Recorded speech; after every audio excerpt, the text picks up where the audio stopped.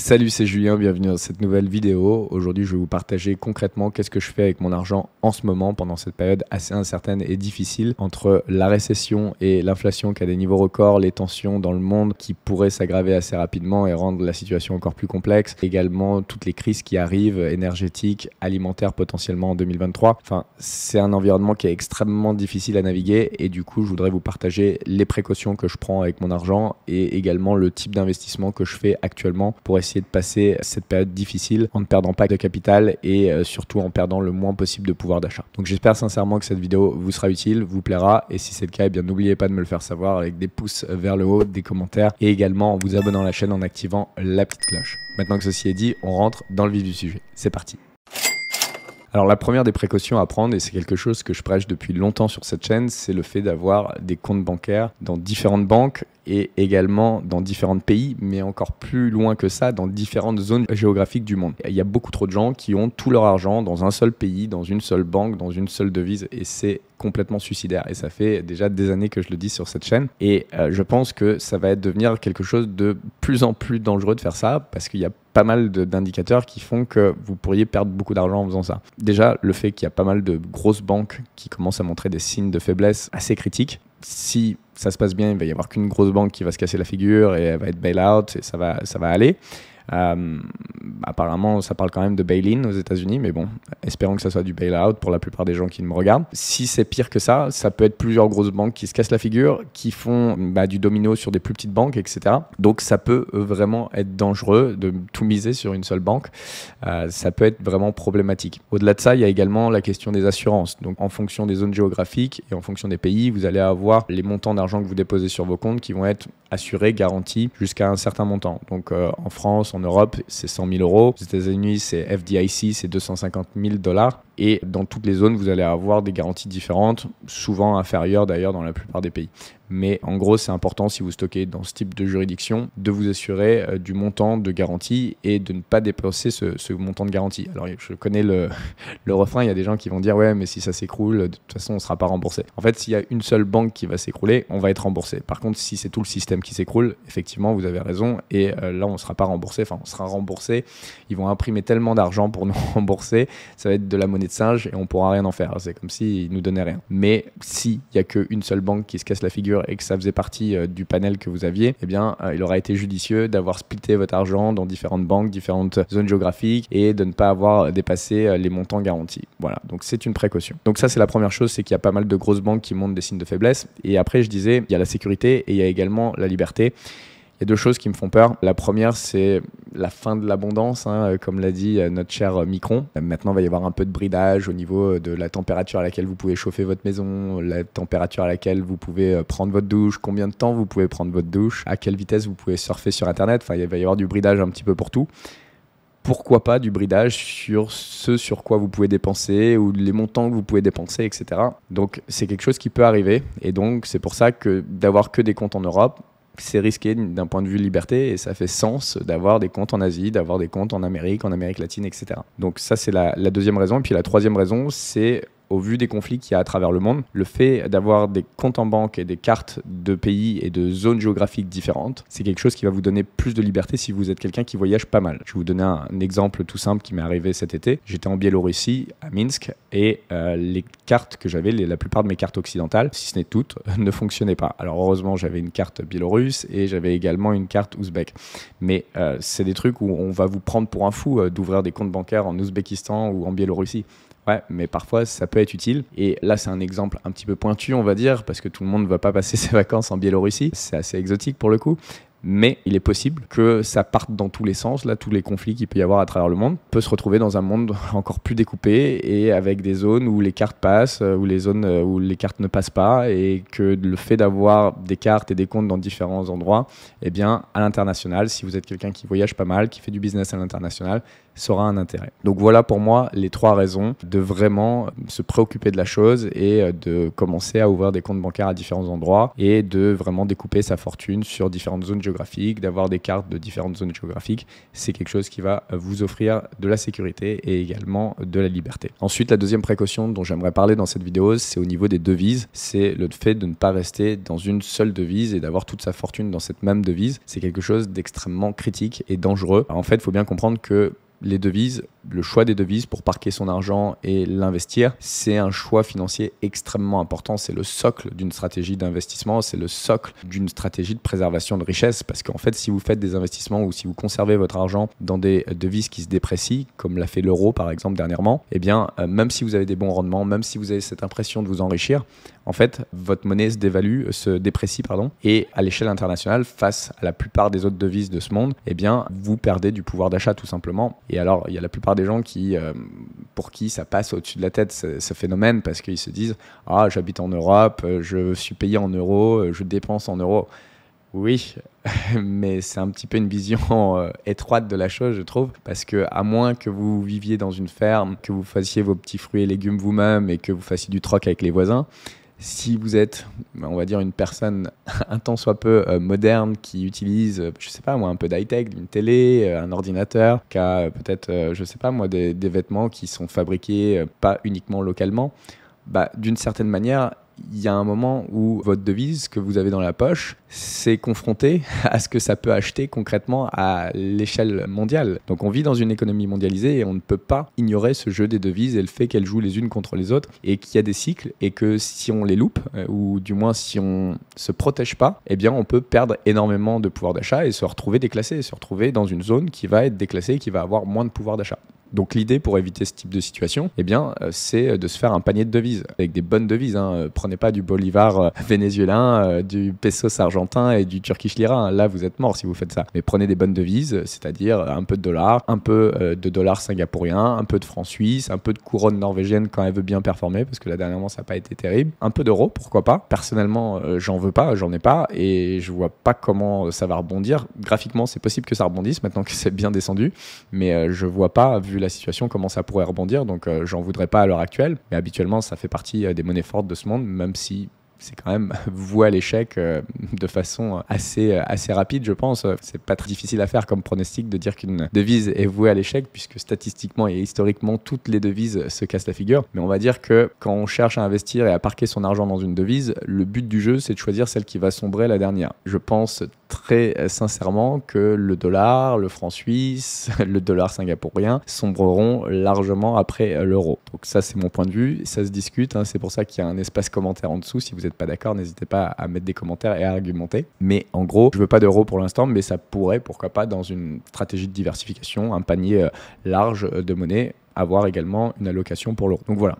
Pour se prémunir et éviter de se retrouver déclassé, de se retrouver uniquement dans une seule devise qui perd du pouvoir d'achat, qui se déprécie et qui vous enlève de la parité de pouvoir d'achat tout simplement, eh bien, il est important d'avoir une stratégie également au niveau des devises et de ne pas avoir des œillères en vous disant « Ah, mais moi, je vis que dans une zone, je n'utilise qu'une monnaie et donc je n'ai pas besoin de m'intéresser à ça ». Si vous avez besoin vraiment, si vous voulez vous protéger. Enfin, le troisième et dernier point que j'aimerais aborder dans cette vidéo, c'est au niveau du capital. Que faire avec ce capital? Comment l'investir actuellement? Donc, je vais vous partager ma stratégie pour essayer de passer cette période assez difficile. Comme je l'ai dit en introduction, le monde est vraiment incertain. Il y a beaucoup de choses qui font que ça peut empirer très rapidement et rendre l'investissement encore plus compliqué. Et ça se traduit déjà sur la plupart des classes d'actifs. Eh bien, depuis le début de l'année, tout est en baisse ou en forte baisse, que ce soit l'immobilier, les actions, les cryptos qui ont quasi craché, les métaux précieux qui sont censés aider pendant ce type de période, qui ne remplissent absolument pas leur fonction. Donc l'or ne fait pas sa fonction actuellement. Donc c'est très difficile d'investir et c'est très difficile d'investir sans perdre d'argent. Et donc la stratégie que j'ai à l'heure actuelle, c'est de protéger mon capital, de le garder intact et de surtout pas l'exposer inutilement à la volatilité des marchés. Donc de ne pas le mettre dans des actifs habituels, on va dire, parce que les probabilités de perte de capital sont trop élevées dans cette période d'incertitude. Et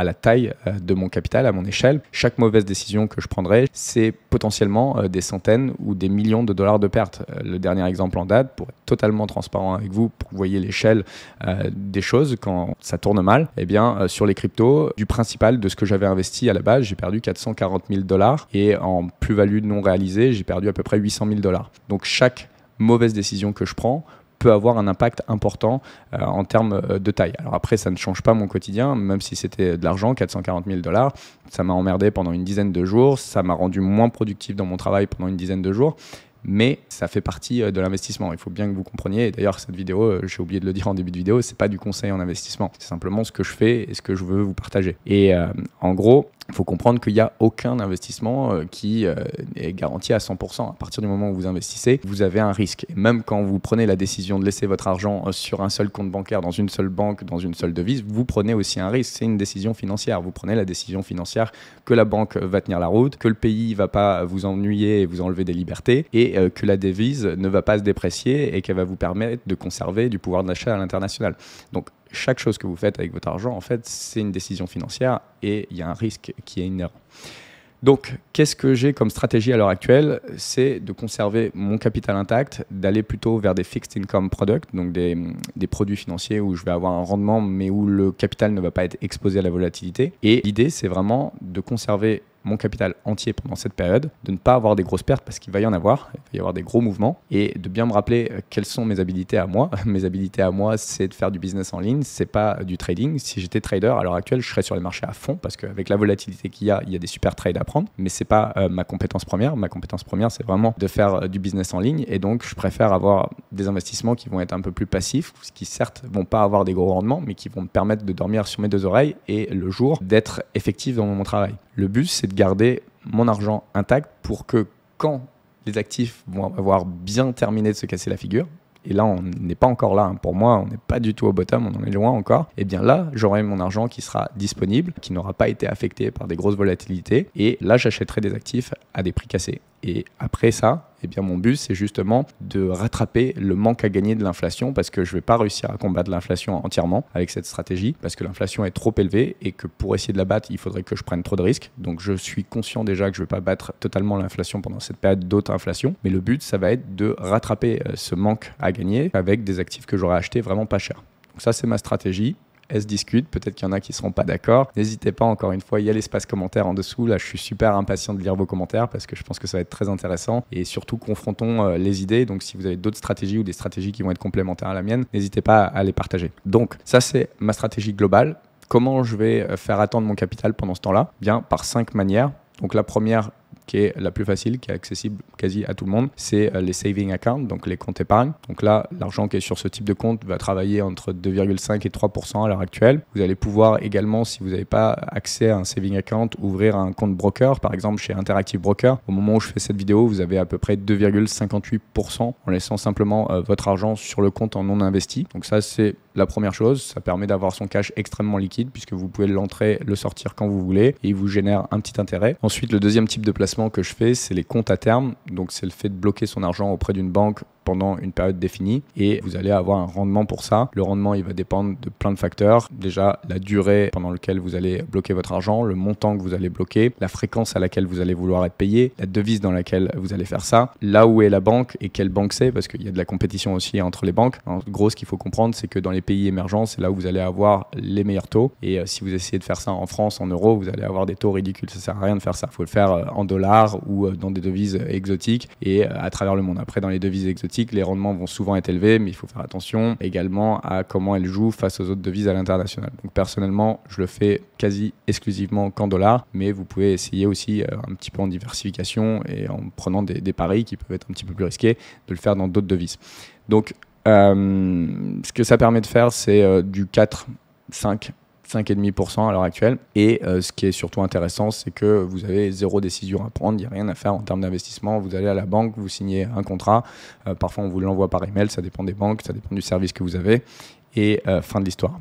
L'inconvénient de ça, c'est que votre argent est bloqué suivant la durée que vous avez définie avec votre banquier, et donc c'est pas liquide comme placement. Mais c'est plutôt pas mal comme rendement, on va dire. Alors, on va dire qu'avec l'inflation actuelle, c'est nul, mais en temps normal, faire du 4-5% sans rien faire, avec assez peu de risques, c'est presque mieux que de l'immobilier où on va vous faire suer. Il va y avoir toujours des régulations, des nouvelles normes, le locataire qui a besoin d'un truc, la vacance locative, les changements de locataires, etc. Bon, là, vous avez à peu près les mêmes rendements en faisant absolument rien. Donc, c'est pour ça que c'est quelque chose que j'ai énormément fait en termes d'investissement. Après, au moment où je fais cette vidéo, c'est quelque chose que je suis un peu en train de réduire. C'est-à-dire qu'à chaque fois qu'un compte à terme arrive à maturité, je ne réinvestis pas dans des comptes à terme parce que j'ai d'autres types de placements actuellement qui permettent d'avoir une meilleure liquidité avec des rendements quasi équivalents. Donc on en parlera un petit peu plus tard dans la vidéo et c'est pour ça que je réduis un petit peu ma position, mon allocation de ma richesse dans ce type d'investissement. Mais en tout cas, ça a été très utile et possiblement dans le futur, je vais y revenir. Ensuite, le troisième type d'investissement que je fais, c'est tout simplement de mettre mon argent dans les fonds d'investissement. Donc c'est quelque chose que je fais déjà depuis de nombreuses années et qui est assez lucratif. C'est pas uniquement lié à la période économique. Alors il y a plein de fonds d'investissement à travers le monde dans différentes juridictions avec des secteurs divers et variés. Personnellement, je suis très concentré au Luxembourg dans la dette privée court terme, investi dans des produits qui sont dans la facturation, l'avance de facture, le trade financing, l'aide au cash flow pour les entrepreneurs, le bridge financing, crédit relais court terme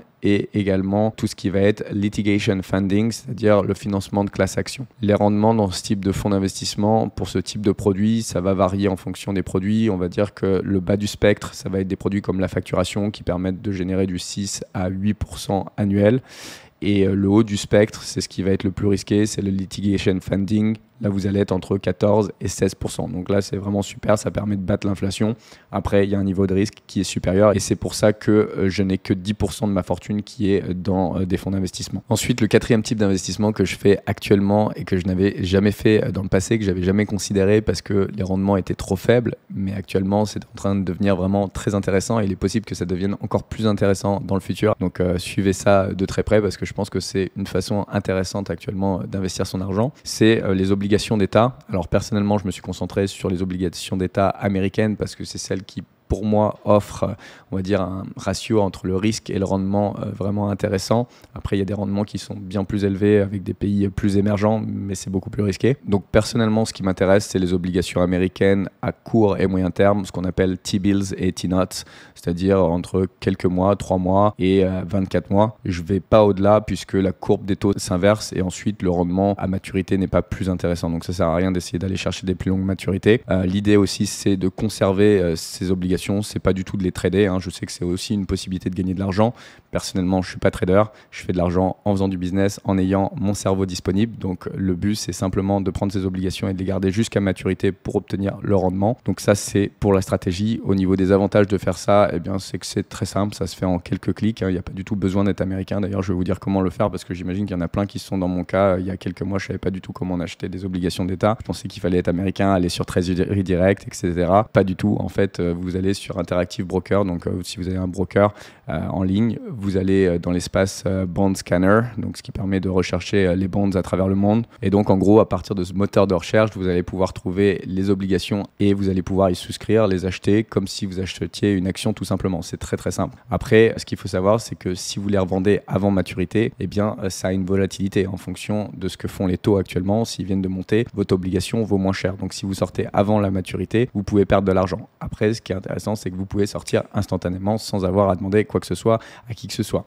Mais ça peut être à perte ou à gain. Donc il faut faire attention à ça. Mais c'est un avantage, c'est que c'est liquide. Et également, ce qui est intéressant, en vrai, au lieu de sortir, si c'était pour acheter des actions, vous pouvez utiliser vos obligations dans Interactive Broker comme un collatéral pour pouvoir acheter en fait des actions. Donc ça dépend de votre profil, mais normalement, si vous avez 100 000 par exemple d'obligations, vous pouvez acheter jusqu'à 300 000 d'actions. Donc voilà, ça vous éviterait de les revendre. Vous allez jusqu'à la maturité et pendant ce temps-là, vous ne loupez pas des bonnes affaires s'il y a des choses qui se présentent à vous qui sont intéressantes. Pour ce qui est des rendements, ça va dépendre de la maturité, mais au moment où je fais cette vidéo, pour les obligations à courte maturité, on va commencer à peu près à 2,70 annualisés, donc des obligations de quelques mois. C'est à peu près ce que vous auriez avec un saving account, un compte épargne. Et si vous allez sur des obligations à plus longue maturité, on va dire 1 an, 2 ans, voire 3 ans, vous arrivez quasi à du 4,7% de rendement annualisé. Donc c'est vraiment très très bien, surtout que le niveau de garantie, il est vraiment très élevé. C'est la garantie de l'État américain. Donc c'est mieux que d'avoir son argent sur un compte bancaire, puisque sur les comptes bancaires aux États-Unis, vous êtes garanti jusqu'à 250 000 $ avec le FDIC, alors que quand c'est des obligations, vous êtes garanti pour l'intégralité du montant que vous avez en obligation. Donc ça, c'est plutôt pas mal.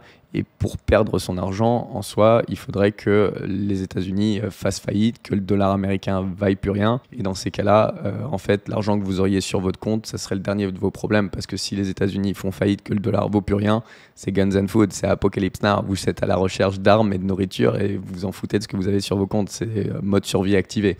Donc, c'est plutôt un investissement qui est safe et qui, au moment où je fais cette vidéo, permet d'avoir des bons rendements. Historiquement, c'était nul, du moins de ma carrière d'investisseur, et c'est pas garanti que ça soit aussi intéressant que ça l'est aujourd'hui dans le futur. Mais possiblement, entre-temps, ça risque encore un petit peu de monter. Donc, encore une fois, surveillez ça bien de près parce que ça peut être intéressant de prendre des obligations sur 1 ou 2 ans quand les taux vont vraiment être au maximum.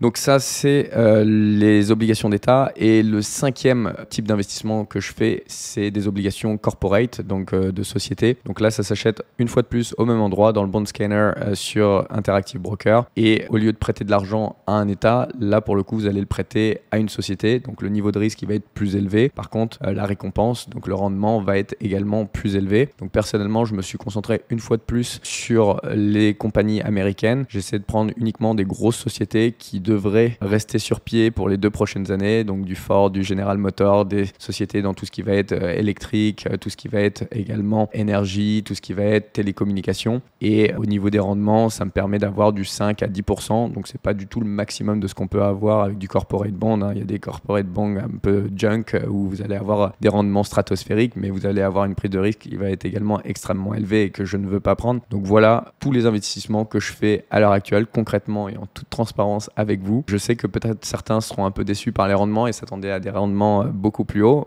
Mais une fois de plus, ma stratégie, elle est défensive, elle est de protéger mon capital, de ne pas le soumettre à la volatilité et de ne pas me prendre un mauvais coup parce que ça va être très facile de se prendre des mauvais coups par les temps qui courent. Donc le but, c'est de garder le capital intact et prêt à investir quand les occasions vont réellement se présenter. Ce que j'attends de pied ferme quand les marchés vont vraiment bien se casser la figure et que les actifs de qualité vont être à des prix très abordables. Et là, c'est là où je vais commencer à faire ma collecte. Donc voilà ma stratégie. Si vous n'êtes pas d'accord avec ma stratégie, une fois de plus, il y a un espace commentaire juste en dessous. Si vous avez des stratégies différentes ou bien des stratégies qui pourraient être complémentaires à la mienne, n'hésitez pas à me les partager. Et puis si vous avez apprécié la vidéo, n'oubliez pas de me le faire savoir avec des énormes pouces vers le haut. Ça me motive à en faire de nouvelles, même quand j'ai la voix cassée et j'en suis désolé. N'oubliez pas non plus de vous abonner à la chaîne en activant la petite cloche. C'est gratuit et ça vous permet d'être informé quand je publie du nouveau contenu. Et enfin, la dernière chose que je voulais vous dire, c'est que pour ceux qui ne veulent pas subir les contraintes qu'on va vous imposer cet hiver en Europe, eh bien sachez qu'il est encore temps de partir et qu'il est encore possible de partir. Ça sera peut-être pas toujours le cas. Et donc pour ceux qui voudraient être accompagnés, eh bien j'ai une formation qui s'appelle la Offshore Mastery, dans laquelle on réorganise vos business et vos vies à l'international dans le but d'un côté de payer peu ou pas d'impôts, c'est une chose, mais surtout de garder un bon niveau de liberté, ce qui est très important par les temps qui courent. Donc si c'est quelque chose qui vous intéresse, vous avez toutes les informations juste en dessous en description et on se retrouve soit dans l'espace membre de la formation, soit dans une prochaine vidéo YouTube. Je vous dis à très bientôt, ciao, bye bye.